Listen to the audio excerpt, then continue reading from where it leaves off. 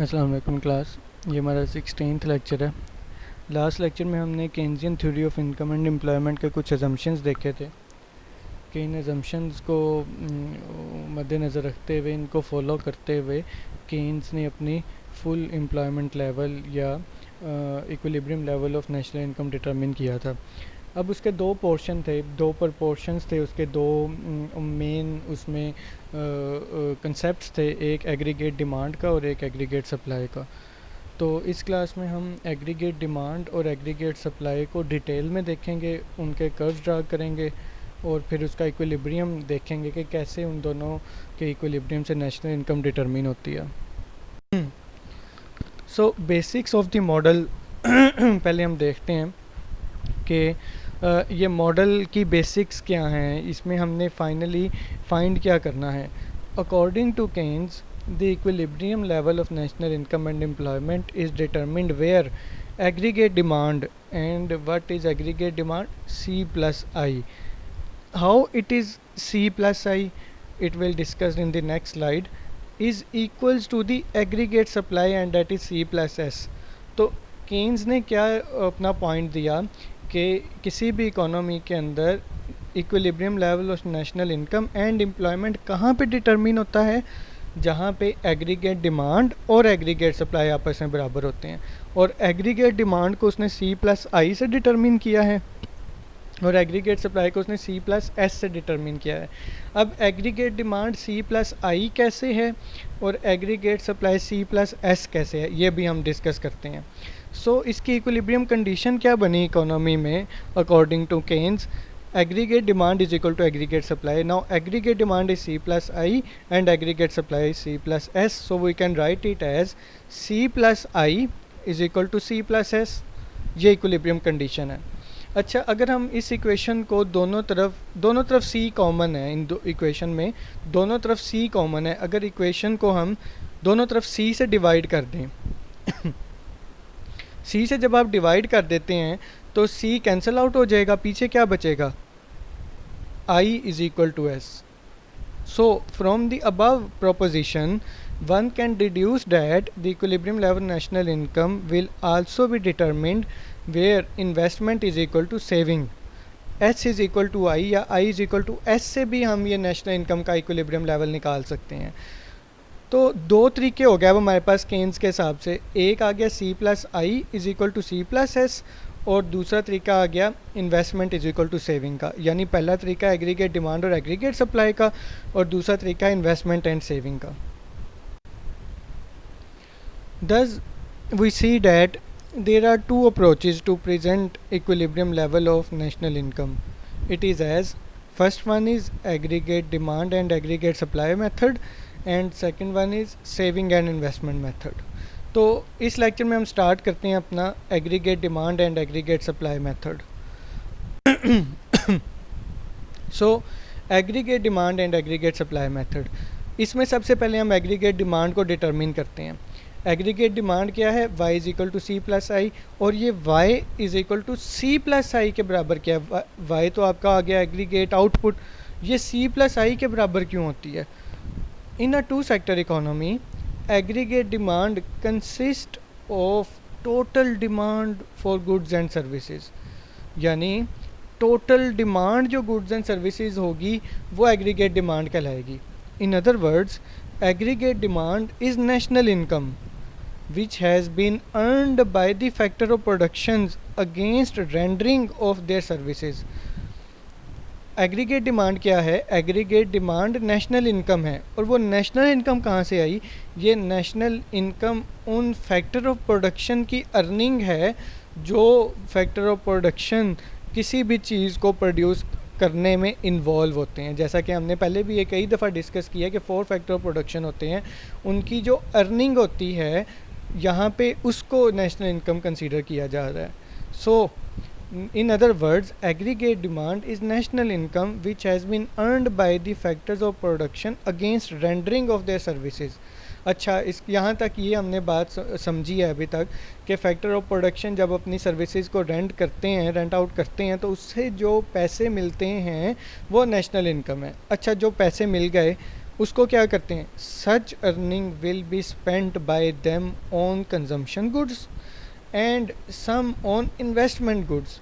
जो वो अर्निंग उनके पास आ गई, जो नेशनल इनकम उनके पास आ गई, जो इनकम उन्होंने अर्न कर ली, उसका कुछ हिस्सा वो कंजम्पशन गुड्स पे लगा देते हैं जो डेली यूज़ की कंजम्पशन है, और उसका कुछ हिस्सा इन्वेस्टमेंट गुड्स पे लगा देते हैं। दस on the one side aggregate demand represents total income earned, while on the other side aggregate demand composes of total expenditures of the economy। यानी टोटल एक्सपेंडिचर्स कैसे, कुछ अपनी इनकम का हिस्सा खर्च किया कंजम्पशन गुड्स पे और कुछ अपने इनकम का हिस्सा खर्च किया इन्वेस्टमेंट गुड्स पे। So aggregate demand is the sum up of the part that is consumed on consumption and that part that is consumed on investment. So y is equal to c plus i। Along with increase in national income, the aggregate demand or aggregate expenditure for C and I go on to increase। जैसे जैसे national income बढ़ेगी, यानी national income यहाँ पे क्या है, जैसे जैसे रिटर्न्स बढ़ेंगे फैक्टर ऑफ प्रोडक्शन के, यानी जैसे जैसे अर्निंग बढ़ेगी वैसे वैसे एग्रीगेट डिमांड भी बढ़ेगी, एग्रीगेट एक्सपेंडिचर्स भी बढ़ेंगे, कंजम्पशन गुड्स पे एक्सपेंडिचर्स भी बढ़ेंगे, इन्वेस्टमेंट गुड्स पे भी एक्सपेंडिचर बढ़ेंगे। तो जैसे जैसे नेशनल इनकम बढ़ेगी एग्रीगेट डिमांड भी इंक्रीज़ होती जाएगी। तो पॉजिटिव रिलेशनशिप बनाया इन्होंने किसके दरमियान, नेशनल इनकम के दरमियान और एग्रीगेट के दरमियान, एग्रीगेट एक्सपेंडिचर और एग्रीगेट डिमांड के दरमियान। अच्छा, अब ये पॉजिटिव रिलेशनशिप को शो कैसे किया, इसके लिए हम डायग्राम देखते हैं। ये डायग्राम है एग्रीगेट डिमांड की y equal to c plus I की। इस फिगर के जो वर्टिकल एक्सिस है उस पर हमने एग्रीगेट एक्सपेंडिचर्स को डिटरमिन किया है c प्लस आई, यानी total expenditures on consumption plus total expenditure on investment. c plus I total expenditures हमने वर्टिकल एक्सिस पर डिटरमिन किए हैं और नेशनल इनकम हमने हॉरिजेंटल एक्सिस पर डिटरमिन किया है। और जो ये कर्व स्टार्ट हो रहा है पॉजिटिव रिलेशनशिप है, पॉजिटिवली स्लोप्ड कर्व आ रहा है c प्लस आई का, ये ज़ीरो से क्यों नहीं स्टार्ट हो रहा है, ये ऊपर से क्यों स्टार्ट हो रहा है? क्योंकि जब नेशनल इनकम, जब इनकम आपकी ज़ीरो है तो फिर आपकी एक्सपेंडिचर ज़ीरो नहीं हो सकते, ये हमने कई दफ़ा डिस्कस किया है। यानी कि सी नोट और आई नोट फिर भी आएंगे, इसलिए ये कर्व थोड़ा सा ऊपर से स्टार्ट हुआ है, because C nought plus I nought is greater than zero. तो पॉजिटिवली स्लोप्ड कर्व है लेकिन इसमें इंटरसेप्ट मौजूद है, ये ज़ीरो से स्टार्ट नहीं हो रहा, पॉजिटिव इंटरसेप्ट मौजूद है because C nought plus I nought is greater than zero. तो ये डायग्राम है एग्रीगेट डिमांड की। अब हम सेकंड पोर्शन इसका डिस्कस करते हैं, that is aggregate supply. In figure 1 we see that along with increase in national income aggregate demand that is C plus I goes on to increase. यानी जैसे जैसे national income बढ़ रही है aggregate demand भी बढ़ रही है। We can also see that at zero income there are fixed consumption expenditure as well as fixed investment. इसलिए वो ज़ीरो से स्टार्ट नहीं हो रहा क्योंकि उसमें फ़िक्स कंजम्पशन भी है और फिक्स इन्वेस्टमेंट भी है, सी नोट प्लस आई नोट। अब हम एग्रीगेट सप्लाई की बात करते हैं जो कि किसके बराबर है, y is equal to C plus I. In two sector economy aggregate supply consist of total output produced in the economy. Aggregate demand क्या थी, total demand of goods and services, और यहाँ पे क्या है, total output produced in the economy. वो expenditure side थी, demand थी, यानी कि टोटल हम कितना एक्सपेंडिचर करते हैं गुड्स एंड सर्विसेज पर, टोटल डिमांड कितनी की जाती है, और ये प्रोडक्शन साइड है। यानी कि aggregate supply consist of total output produced in the economy. In other words aggregate demand, यहाँ पे एग्रीगेट सप्लाई आना चाहिए, इसको आप करेक्ट कर लीजिएगा।